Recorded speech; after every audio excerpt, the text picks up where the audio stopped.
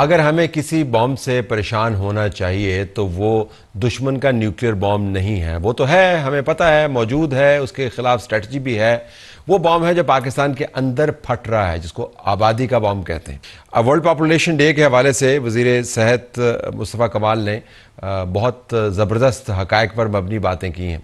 चंद एक हम इस सेगमेंट में आपके सामने उनकी नशिस्त में रखेंगे। मुस्तफ़ा साहब, बहुत शुक्रिया, आपने हमें ज्वाइन किया।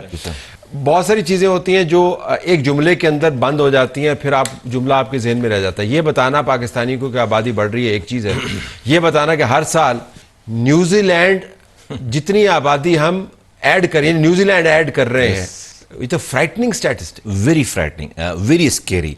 और मैंने तो पहले कोशिश की कि इससे कोई जो है वो इसका कोई वे आउट निकल सके और मैं ये बातें ना करूं, इससे कोई बचत का जरिया हो।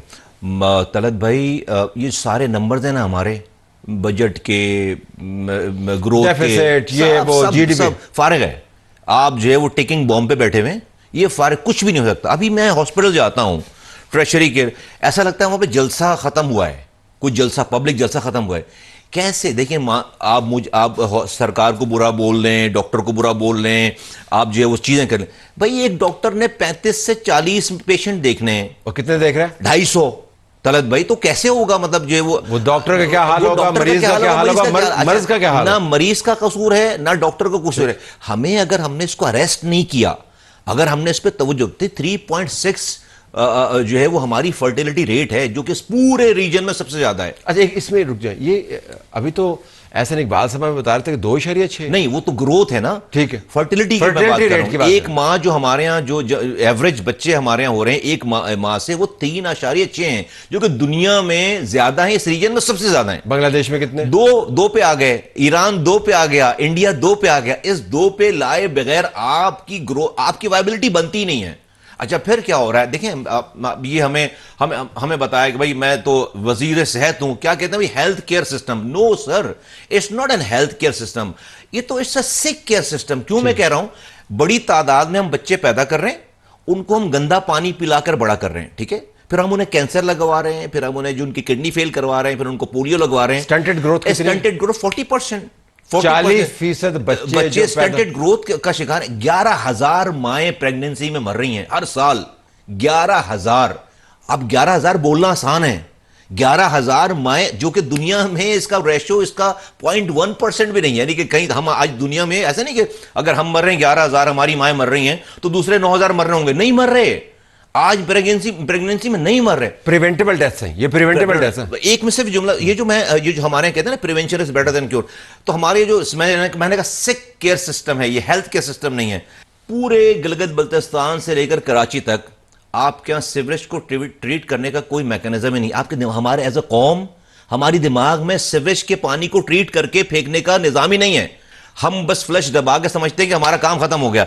पूरा Pakistan all the way Gilgit से कराची तक किसी ना किसी का सीवेज पी रहा है। वो पानी कहीं ना कहीं जाकर किसी ना किसी के पीने के पानी में मिल रहा है और हम उसको पी रहे हैं, और हम कहते हैं कि 68% डिजीज जो है वो वाटरबोर्न डिजीज है। ठीक। अच्छा, आप ये बताएं कि कोई पॉलिसी, कौमी पॉलिसी से आपका कहीं मुलाकात हुई जब से आपने मिनिस्ट्री संभाली? कोई हमारे पास कोई अहदाफ हैं? मैं नेशनल लेवल की बात कर रहा हूं। पॉलिसीज जो है वो किताबों में हैं, अहदाफ भी हैं, प्लान बने हैं, अच्छे प्लान बने हैं, पेपर्स लिखे गए हैं। तो गलती कहां पे? इंप्लीमेंटेशन पे क्यों नहीं करते?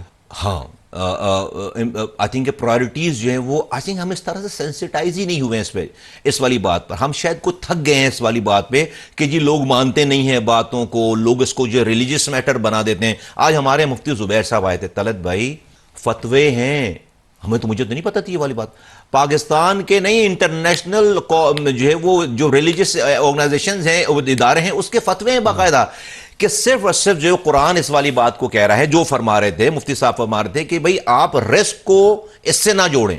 रिस्क को, अल्लाह ताला ने रिस्क को देने का वादा किया कुरान में, हर नफ्स को रिस्क देगा। लेकिन वो साथ साथ ये कह रहे थे कि अगर जो है वो किसी बच्चे की पैदाइश से मां को मरने का खतरा है, अगर किसी बच्ची की पैदाइश के बाद दूसरा जो पहले वाला बच्चा, उसकी जो निगहदाश्त में कमी का मसला है, अगर उसको जो है वो एनवायरमेंट में खराब होने का मसला है, तो भाई आपको गैप देना है। वो कह रहे हैं ऐन शरिया, उसके ऊपर फतवे दिखाए उन्होंने, वो फतवे उन्होंने टीवी के सामने पेश किए हैं। तो ये तो नहीं लोगों को पता, वो तो इसको जो है आप ये बात करें कि आप यहूदियों के एजेंट हैं आप। नहीं, बांग्लादेश का हमें मिसाल देनी चाहिए। बांग्लादेश ने तो मसाजिद और जी के जरिए जी जी जी जी पॉपुलेशन कंट्रोल कर ली अपने। ऐसे ही, बिल्कुल ऐसे ही। तो हम तो लेकिन पता नहीं किस किस्म के मखमसे का शिकार है। किस जमाने में इश्तिहार भी चलते होते थे, कैंपेन्स भी चलती होती थी, लेकिन हमें बराह रास्त पैगाम देने की आदत नहीं है। हम बिलवास्ता वाया बटिंडा जाते हैं, पॉपुलेशन जाते हैं। हमें लोगों को ये लोग समझते हैं कि पहले हमने अपोलोजेटिक होकर कोई बातें की हैं, हमें इस पर अपोलोजेटिक नहीं होना चाहिए। मैं तो नहीं हूं, मैं तो कहता हूं भाई अभी तबाही बर्बादी का इंतजार करो, फिर शिकवा नहीं करो।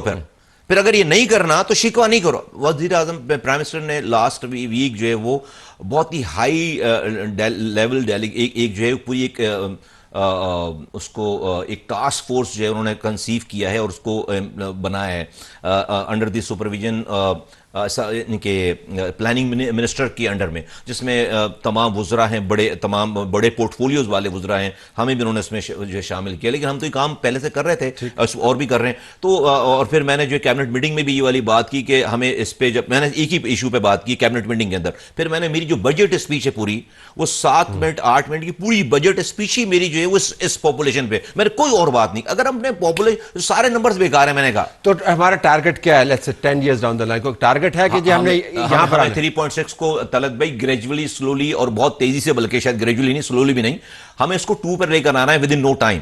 We are already, it should have been yesterday, we are already late. तो जितना भी हमारा इसका इस रेशियो में कमी रहेगी ना, हम वायबल है ही नहीं कहीं से। अच्छा, अब 1 मिनट रह गया। अगर मैंने आपको अपना 1 मिनट दे दिया और आपने कौम को बताना हो कि पॉपुलेशन के ऊपर आपने क्या करना है, तो क्या पैगाम दे? मैं जानना चाहता हूं कि 6 लोगों का घर है ना, अगर आपका 2 बेडरूम में आप रह रहे हैं और 6 लोग रहते हैं, बड़े आराम से रहते हैं, एक किचन है, 2 बाथरूम है, बेडरूम बने हैं। आप जैसे इमेजिन करें सुबह आप घर खोलें, 60 अफराद आपके घर में घुस जाएं, आ जाएं, और वो क्या हमने इसी घर में रहना है। तो मुझे बताएं उन 6 लोगों का सुकून कहां जाएगा? कहां से वो रोटी खाएंगे? किधर बाथरूम जाएंगे? जो आएंगे उनका क्या होगा? सोएंगे कहां? पाकिस्तान का इस वक्त यह अशर है। आप खुद फैसला करें कि आपने इसको सुकून वाला पाकिस्तान रखना है या तबाही बर्बादी वाला पाकिस्तान रखना है। इससे ज्यादा मैं और क्या कह सकता हूं? बेहतरीन पिच है जी, और ये पिच जो है ये कोई ऑफिशियल पिच नहीं है, ये हकायक हैं जिनसे हम मुंह चुराते रहे हैं। तो हमने बराह रास्त इसको टैकल करना है। बहुत शुक्रिया, आपने हमें प्रोग्राम में वक्त दिया। उम्मीद करते हैं कि आप इस मामले से सीखेंगे। अल्लाह हाफिज़।